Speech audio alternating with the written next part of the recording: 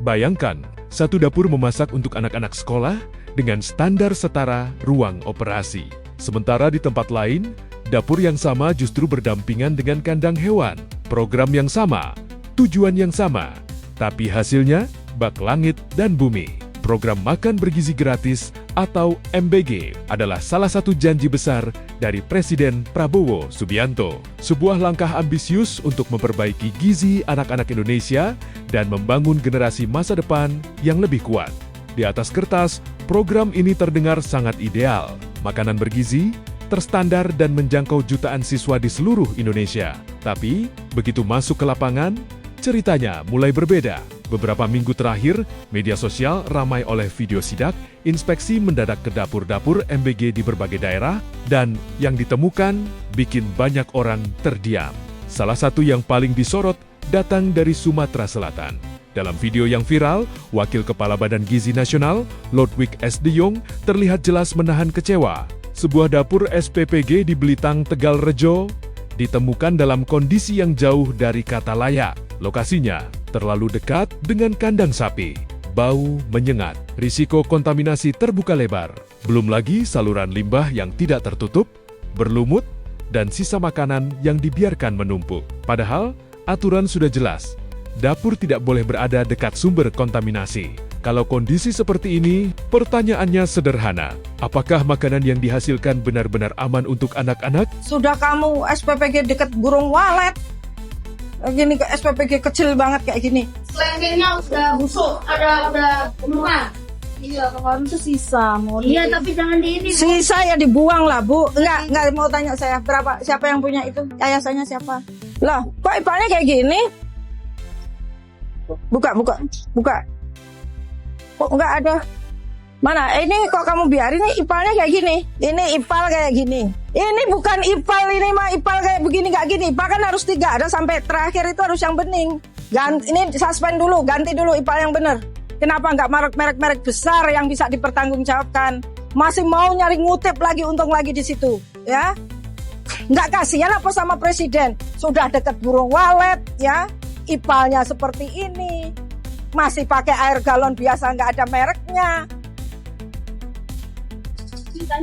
Nah itu ada kandang sapi ya? Lah kan nggak boleh deket kandang sapi juga. Coba saya mau tanya itu, kamu ke SPPG jujur, sejak kapan sapi itu ada? Kandang sapi setelah beroperasionalisasi. Bohong aja, kamu mukanya kelihatan bohongnya tuh. Gini. Assalamualaikum. Katanya sama dapur itu duluan mana Ibu? Ya rumahnya ya duluan ibu, duluan ini. Oh, sekandangnya berarti udah lama ada? Iya, kira-kira 7 bulan. 7 bulan? Ya udah, bohong deh. Kan mulai Oktober, ya kan? Bohong kan? Aduh, program ini Pak sebetulnya bukan untuk bisnis. Program ini untuk sosial pendidikan oleh Pak Prabowo. Tapi Bapak kalau kayak gini, jadi bisnis orientasinya cuma bisnis, nggak mikir. Kan padahal di juknisnya sudah jelas nggak boleh deket kandang binatang. Nah itu sudah jelas juknisnya di situ. Bapak harus menyelesaikan. Saya minta KPPG ya cek lagi 2 bulan ini gimana programnya. Tapi lusa harus suspend dulu ya, berhenti dulu operasional ya. KPPG karek ya. Oke, yuk. Di tengah kekhawatiran itu, muncul perbandingan yang langsung viral. Sebuah video dapur sekolah di Jepang yang dikenal dengan sistem Kyushoku. Dan disinilah netizen mulai berkata, ini sih bak langit dan bumi. Di Jepang, dapur sekolah dijalankan dengan standar yang nyaris tanpa kompromi. Petugas masuk lewat air shower untuk memastikan tidak ada debu atau rambut yang terbawa. Air diuji setiap pagi sebelum digunakan. Peralatan dicek satu persatu, bahkan sampai memastikan tidak ada serpihan logam di pisau. Bahan makanan diproses dengan mesin, tapi tetap diawasi ahli gizi. Setiap masakan diuji rasa, dicek kadar garam, dan dihitung kalorinya sebelum disajikan. Semuanya sistematis, semuanya terukur, dan yang paling penting, semuanya konsisten.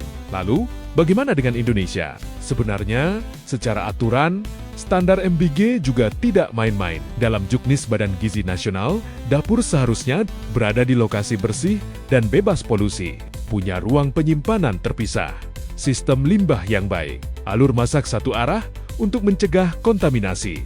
Dan petugas wajib memakai perlindungan lengkap. Artinya, secara konsep Indonesia juga punya standar tinggi. Masalahnya bukan di aturan. Masalahnya ada di implementasi. Tapi perlu diakui, tidak semua dapur MBG bermasalah. Di Karimun, Kepulauan Riau, sebuah dapur justru jadi contoh sebaliknya. Menu yang disajikan terlihat rapi, bersih, bahkan ada inovasi seperti sushi lokal.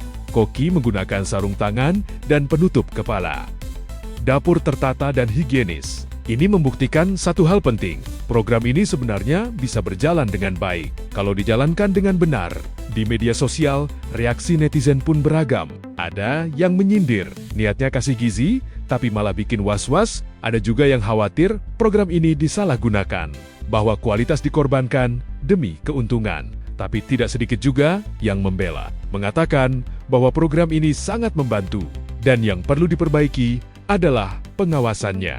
Di tengah semua kritik itu, Presiden Prabowo tetap pada pendiriannya. Ia menegaskan bahwa program MBG akan terus berjalan. Bahkan, ia menyebut program ini sebagai pertaruhan kepemimpinannya. Saya akan bertahan sedapat mungkin. Daripada uang dikorupsi, lebih baik rakyat saya bisa makan.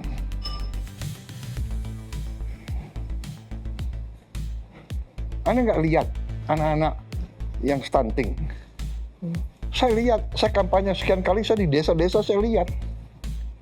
Anak umur berapa? 11 tahun, badannya anak 4 tahun.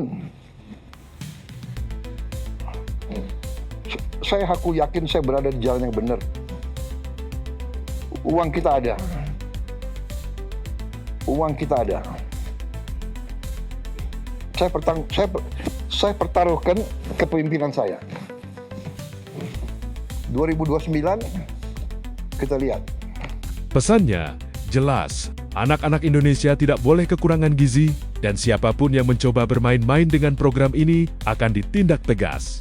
Pada akhirnya, MBG adalah program besar dengan niat yang sangat baik. Tapi realitas di lapangan menunjukkan bahwa niat saja tidak cukup. Tanpa pengawasan yang ketat, tanpa integritas dari pelaksana, program sebesar apapun bisa goyah. Indonesia mungkin belum bisa langsung menyamai standar Jepang, itu butuh waktu. Tapi, setidaknya memastikan dapur bersih, aman, dan layak, itu bukan standar tinggi. Itu standar minimum, karena pada akhirnya yang dipertaruhkan bukan sekadar program, tapi kesehatan dan masa depan generasi berikutnya.